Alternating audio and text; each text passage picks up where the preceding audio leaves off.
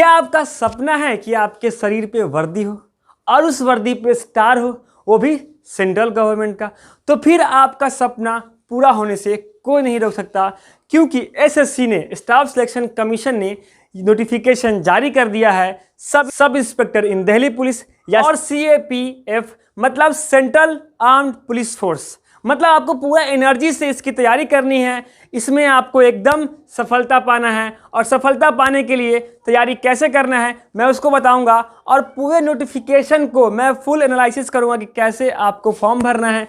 क्या आप 12th पास है तो फॉर्म भर सकते हैं, क्या आप ग्रेजुएशन पास है, क्या आप साइंस स्ट्रीम से पास है तब फॉर्म भरेंगे, क्या आर्ट वाले इसको फॉर्म को नहीं भर सकते हैं, या क्या 60% होना अनिवार्य है? 60% होना अनिवार्य है। अगर ग्रेजुएशन में 60% है तभी आप फॉर्म भर सकते हैं। यही सब जानकारी के साथ मैं चांद आपके साथ प्रेजेंट हूं और आपको ये पूरा बताने के लिए आया हूं।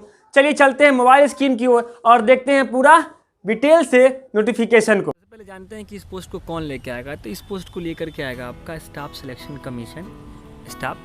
कमीशन।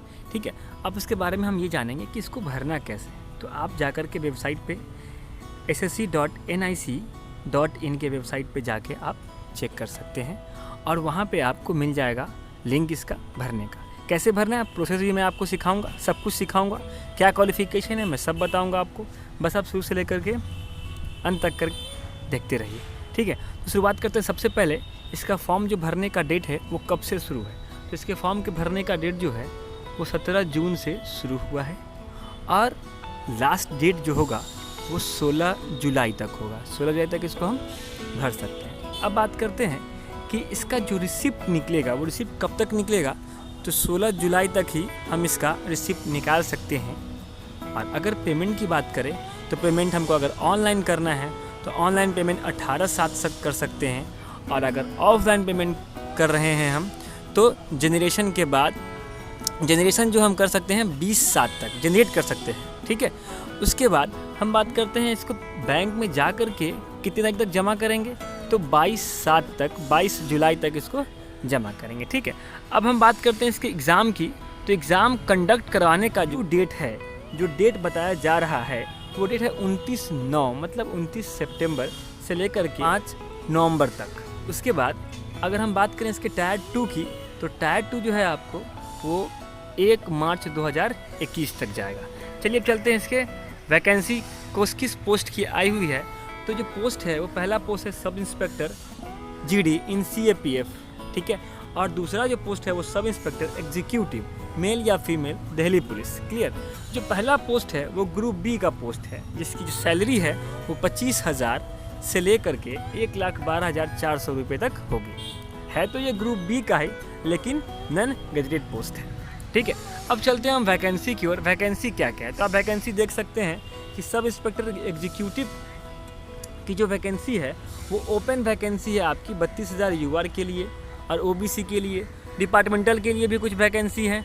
उसके बाद आप देख सकते हैं सब इंस्पेक्टर के लिए कितना है ओपन 35 यूआर के लिए, ईडब्ल्यूएस के लिए 8 है। अब हम आगे चलते हैं तो सब इंस्पेक्टर इन जीडी इसके लिए अलग अलग फोर्स है, जैसे सीआरपीएफ हो गया, उसके बाद बीएसएफ हो गया, उसके बाद आईटीबीपी हो गया, सीआईएसएफ हो गया, एसएसबी हो गया। इस समय भी इसका अलग अलग पोस्ट है, आप इसको देख सकते हैं। ठीक है, अब हम बात करते हैं रिजर्वेशन की। रिजर्वेशन क्या है तो रिजर्वेशन जो है वो एससी के लिए अलग से दिया गया है रिजर्वेशन, एसटी के लिए अलग दिया गया है और ओबीसी के लिए अलग दिया गया है। और इकोनॉमिकली बैक मतलब ईडब्ल्यूएस के लिए भी अलग दिया गया है, वो भी किसके गवर्नमेंट के ऑर्डर के अकॉर्डिंग। ठीक है, अब हम चलते हैं इसके आगे। अगर हम एज की बात करें इसके एज की तो एज कितना होना चाहिए तो ज़रा एज देखेंगे हम। तो यहाँ पे कह रहा है कि किसी भी कैंडिडेट को 20 से 25 तक होना चाहिए। ठीक है, 1/1/2021 का डेट फिक्स किया गया है कि 1 जनवरी 2021 तक। ठीक है, मतलब कि वो बंदा 2/1/1996 से लेकर के 1/1/2001 के बीच में पैदा हुआ हो। ठीक है, कोई दिक्कत मतलब 1/2001 के बाद पैदा नहीं हुआ हो, उसी तक पैदा हुआ। अब हम बात करते हैं एज रिलैक्सेशन की। तो कितना सबको रिलैक्स किया जाएगा। तो SC ST के लिए 5 साल दिया गया है, OBC के लिए 3 साल दिया गया है और एक्स सर्विसमैन के लिए 3 साल दिया गया है। और वो भी कब, जब वो रिटायरमेंट करेंगे उसके बाद। ठीक है, अब हम बात करते हैं जो विडो हैं, जो डाइवर्स वुमेन हैं, उनके लिए 35 साल का एज तक वो भर सकते हैं फॉर्म। अब आगे चलते हैं हम बात करते हैं तो बहुत सारे जितने भी डिपार्टमेंट हैं जो दिल्ली पुलिस में काम करते हैं उन लोगों के लिए भी अलग अलग छूट दिया हुआ है। अब सबसे इम्पॉर्टेंट बात एजुकेशनल क्वालिफिकेशन 1/1/2001 तक। इसका मतलब हुआ कि 1/1/2001 तक आप जो है डिग्री पास आउट, कौन सा degree, bachelor degree from recognised university और इक्विवेलेंट, मतलब किसी भी पोस्ट के लिए आपको बैचलर डिग्री होना ज़रूरी है। इसका ये मतलब नहीं कि आप साइंस से हो या कॉमर्स से हो या आर्ट्स से है, आप किसी से भी बैचलर डिग्री हो या इसके इक्विवेलेंट हो तो आप इसको भर सकते हैं। क्लियर है, समझ में आ रहा है, कोई दिक्कत? ध्यान देने की बात है, डेट मेंशन रखिएगा कि इतना तारीख तक रिजल्ट क्या हो जाए, आपका आ जाना चाहिए। ओके, अब इसको अप्लाई कैसे करेंगे जरा उसको देखेंगे। तो अप्लाई करने के लिए आप इस वेबसाइट पे विजिट कीजिए https://ssc.nic.in। ठीक है, अब यहाँ पे जाने के बाद आपको मैं बता दूँ, अगर आप पहली बार एसएससी पे का फॉर्म भर रहे हैं तो आपको 1 टाइम रजिस्ट्रेशन प्रोसेस करना पड़ेगा जो एसएससी के वेबसाइट पे होता है राइट साइड में। ठीक है, वहाँ पे आप रजिस्ट्रेशन कर सकते हैं। लेकिन अगर आपने रजिस्ट्रेशन कर रखा है, जैसे कि आप इससे पहले कोई और फॉर्म भरे हैं, जैसे सीजीएल का फॉर्म भरे हों या सीजीएल का फॉर्म भरे हों या एमटीएस का फॉर्म भरे हों, उस कंडीशन में आपको क्या करना है, बस सीधे लॉगिन करना है और लॉगिन करने के बाद उसमें आपको वैकेंसी लिस्ट में आ जाएगा आपका क्या, ये पोस्ट एसएससी सीपीओ। आप जा कर के उसको अप्लाई कर सकते हैं। जो मॉडिफाई करना है मॉडिफाई कर लीजिए और उसको अप्लाई कर लीजिए। ठीक है, बात करते हैं पेमेंट की। तो पेमेंट मात्र 100 रुपये लगेगा और ये पेमेंट जो है वो आप कैसे करेंगे और किनको देना है, तो जो ओबीसी कैटेगरी के से बिलोंग करते हैं और वो जो जनरल कैटेगरी से बिलोंग करते हैं वो भी सिर्फ और सिर्फ मेल, फीमेल को कोई पैसा नहीं है। Female free of cost form को भरेंगे, कोई दिक्कत? वो ऑनलाइन भी पेमेंट कर सकते हैं और यूपीआई से भी कर सकते हैं, ऑफलाइन चालान कटवा के भी कर सकते हैं, कोई दिक्कत? समझ में आ रहा है? चलिए आगे चलते हैं। यहाँ पे आपको सेंटर चूज़ करना है। जब फॉर्म भरते होइएगा तो यहाँ पे सेंटर आएगा, आप जहाँ के भी हैं, जिस रीजन में आपको फॉर्म भरना है आप उस रीजन का फॉर्म आराम से भर सकते हैं और वहाँ से उसका क्या ले सकते हैं, सेंटर चूज कर सकते हैं। ठीक है, देखते हैं हम लोग स्कीम ऑफ एग्जामिनेशन का स्कीम क्या है। तो सबसे पहले ये जो है वो पेपर 1 लेगी, उसके बाद फिजिकल लेगी, उसके बाद पीईटी लेगी, उसके बाद पेपर 2 लेगी। बात समझ रहे हैं हमारी बात?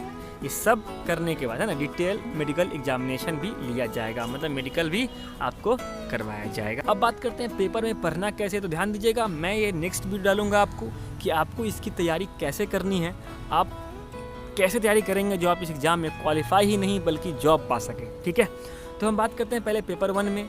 तो ये रीजनिंग पूछा जाएगा 50 क्वेश्चन 50 नंबर का, जीके पूछा जाएगा, जनरल अवेयरनेस पूछा जाएगा 50 क्वेश्चन 50 नंबर का। उसके बाद क्वांटिटेटिव एप्टीट्यूड पूछा जाएगा, मतलब मैथ्स पूछा जाएगा 50 क्वेश्चन 50 नंबर का। फिर इंग्लिश पूछा जाएगा 50 क्वेश्चन 50 नंबर का। टोटल 2 घंटे होंगे। ये सारे एग्जाम आपको ऑनलाइन होगा, कंप्यूटर बेस्ड एग्जाम होगा। अब आते हैं पेपर 2 एग्ज़ाम। पेपर 2 एग्ज़ाम में क्या होगा, तो सिर्फ और सिर्फ इंग्लिश होगा, 200 क्वेश्चन 200 मार्क्स का और सिर्फ 2 घंटा आपको मिलेगा, कोई दिक्कत? पेपर 1 में जो बच्चे क्वालिफाई होंगे उनका क्या होगा उनका जो है फिजिकल टेस्ट होगा, दौड़ होगा, उसके बाद फिर वो पेपर 2 देंगे, फिर उनका मेडिकल होगा। ठीक है, अब हम बात करते हैं कुछ छूट भी दिया गया है, जैसे कि जो एनसीसी के कैंडिडेट हैं जिनको सी सर्टिफिकेट है उनको अपने मार्क्स का 10 मार्क्स ज़्यादा मिलेगा, जिनको बी है उनको 6 मार्क्स मिलेगा, जिनको ए है एनसीसी ए सर्टिफिकेट है उनको 4 मार्क्स एक्स्ट्रा मिलेगा। ठीक है, कुछ सिलेबस है, इन सिलेबस को आप देख लीजिएगा सिलेबस कैसा कैसा है। ठीक है, अब हम बात करते हैं कि जो पीएसटी होगा, फिजिकल स्टैंडर्ड टेस्ट होगा, उसमें क्या क्या ज़रूरी है मेल कैंडिडेट के लिए। तो मेल कैंडिडेट को 170 अगर आपका हाइट है सेंटीमीटर में तो आप इसको भर सकते हैं, और बिना फुलाए हुए जो चेस्ट है वो सेंटीमीटर में 80 है और फुलाने के बाद 85 पुर जाता है तो आप इसके लिए एलिजिबल हैं। ठीक है, और जो कैंडिडेट हिल्स एरिया के से बिलोंग करते हैं जैसे हिमाचल प्रदेश, गोरखपुर, डोगरा, इस सब से उनके लिए अलग कंडीशन है, और वैसे कैंडिडेट जो एसटी हैं उनके लिए अलग ही कंडीशन है। ठीक है, और कोई भी फीमेल उनकी हाइट मात्र 157 ही दिया जा रहा है। ठीक है, अब पीईटी क्या होगा, ज़रा पीईटी पर ध्यान देंगे हम लोग। तो पीईटी का मतलब होता है कि जो दौड़ होगा, फिजिकल इंड्योरेंस टेस्ट होगा वो, तो जो मेल कैंडिडेट होंगे मेल के लिए 100 मीटर 16 सेकेंड में दौड़ना है और 1.6 किलोमीटर अलग अलग 6.5 मिनट में दौड़ना है।